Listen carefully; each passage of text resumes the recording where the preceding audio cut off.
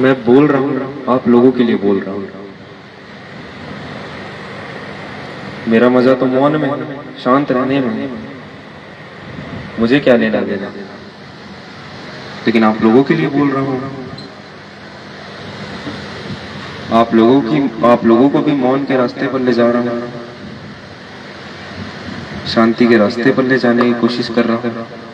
वो आप लोगों के ऊपर है, आप लोगों को आना है कि नहीं आना है। आना है।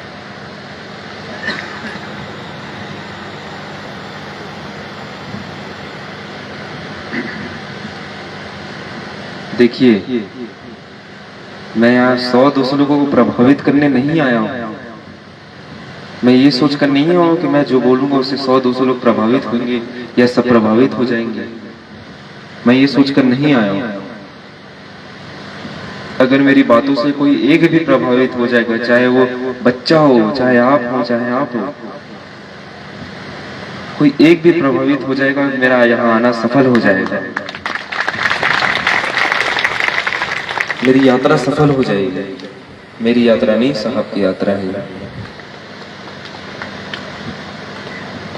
मैं आप लोगों का भक्त हूँ। आप लोगों के लिए मुझे साहब ने भेजा है, आप लोगों की सेवा के लिए मुझे भेजा है।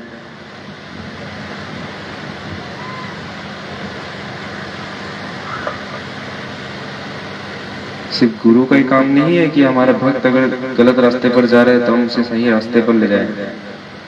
भक्त का भी काम यह है कि अगर उसका गुरु अगर गलत रास्ते में जा रहा है, गलत बोल रहा है, तो उसे सीधे रास्ते में लाए।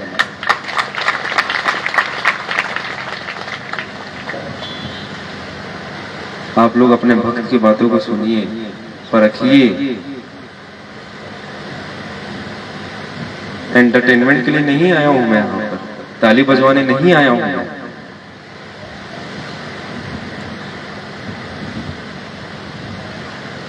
और आप भी ये सोचकर मत आइए कि आऊंगा थोड़ा टाइम पास हो जाएगा मेरा, एंटरटेनमेंट हो जाएगा मेरा।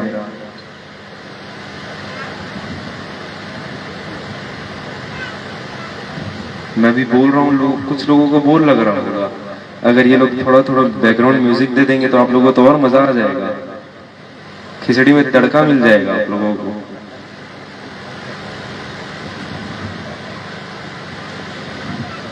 फिर जो मैं कह रहा हूं तो सुनेंगे नहीं कोई, उस म्यूजिक को ही सुनेंगे। जैसे हमारे साथ होता है रोज, हम फोन चलाते हैं, कुछ लिख के कुछ छोटी मोटी बातें आ जाती हैं जिसे हमें देखकर अच्छा लगता है, उसके पीछे एक बैकग्राउंड म्यूजिक भी आ जाता है, उससे ज्यादा वो अच्छा लगता है। फिर खोजते हैं यार म्यूजिक कौन सा है, म्यूजिक कौन सा है, ऐसा खोजते हैं। और उस बातों की गहराई को कोई नहीं समझता। जीव दया आत्म पूजा को भी नहीं समझेंगे, उसकी गहराई को नहीं समझेगा कोई।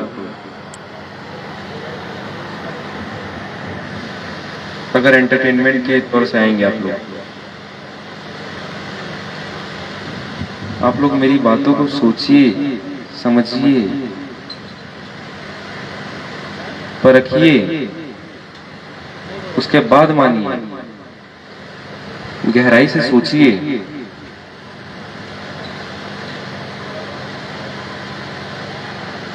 और अपने दिमाग से मत सोचना, दिमाग का इस्तेमाल यहां मत करना कभी। दिमाग में तो काल बसा है, और फिर जब काल सोचेगा तो आप समझिए क्या होगा, विनाश ही होगा। हमें अपने हृदय से सोचना है। हमारे हृदय में दयाल बसता है, परमात्मा बसता है।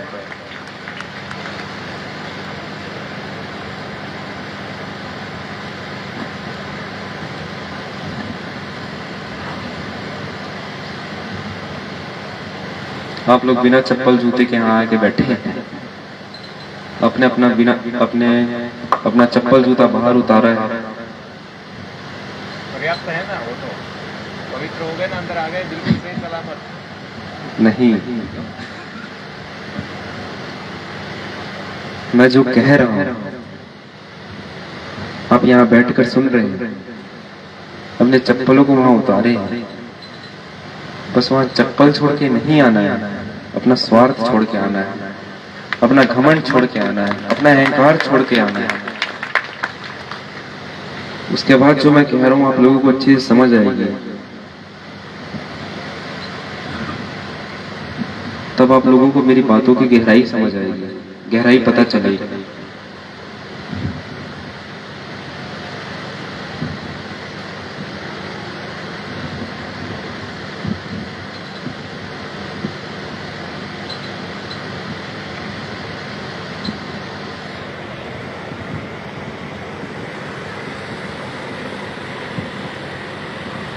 मेरा उद्देश्य तो यही है जो मैंने आप लोगों को बताया, निस्वार्थ बनना, अहंकार से मुक्त कराना। मैं तो सिर्फ साधन हूं, मैं तो सिर्फ साधन हूं।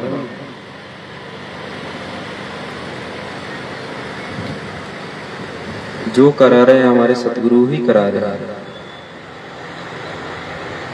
मैं तो बोल रहा हूं, लेकिन शब्द तो उनके हैं, शब्द उनके हैं। क्योंकि मैं दिल से बोल रहा हूं, और दिल में तो परमात्मा बसते हैं, हम सबके। परमात्मा के शब्द निकल रहे हैं। मैं अपने आप को परमात्मा नहीं कह रहा, मेरे जो हृदय में परमात्मा बसे हैं उसे परमात्मा कह रहा हूं। ये तो मेरा सिर्फ शरीर है, ये तो मेरा सिर्फ शरीर है।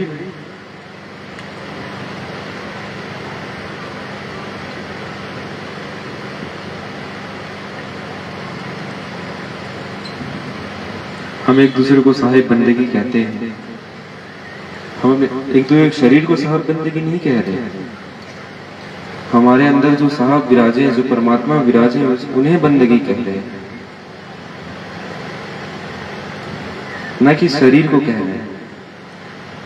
ये बात तो हम सब जानते हैं, नहीं जानते होंगे तो अब जान जाइए, मैंने बता दिया। बहुत से लोग जानते भी होंगे। कौन कौन जानता है? कौन कौन जानता है? बस चलो ठीक है, इतने लोग जानते हैं। आप लोग जानते हैं, उसके बावजूद आप लोग वही कर रहे हैं।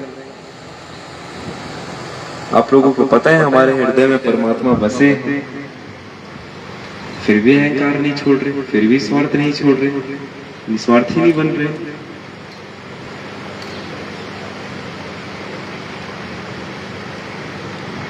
हमें तो मंदिर जाना है, मंदिर में भगवान मिलेंगे, उनसे प्रार्थना करनी है, क्योंकि सिर्फ मंदिर में ही भगवान होता है और कहीं भगवान नहीं होता है ना। और तो कहीं भगवान होता ही नहीं। अब ये भी बोल दीजिए हमारे हृदय में काल ही बसा है, दिमाग में भी काल बसा है।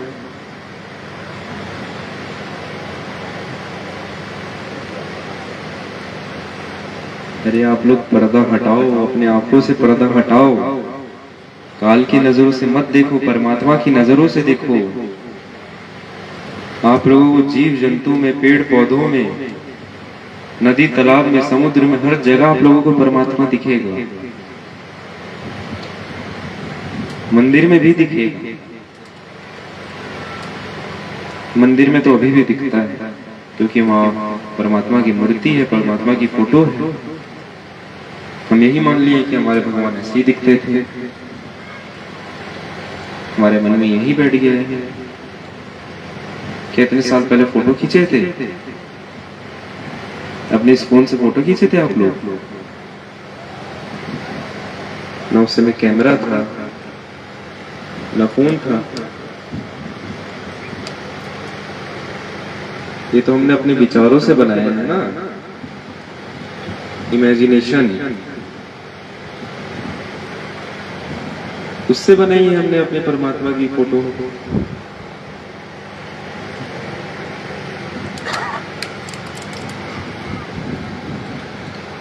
हमारे जो मन में आ रहे हैं, हमारे भगवान कैसे दिखते होंगे, हमारे परमात्मा कैसे दिखते होंगे, जैसे दिखते होंगे वैसे हमने उतार दिया और फिर वही सोचने लग गए, हाँ यही है।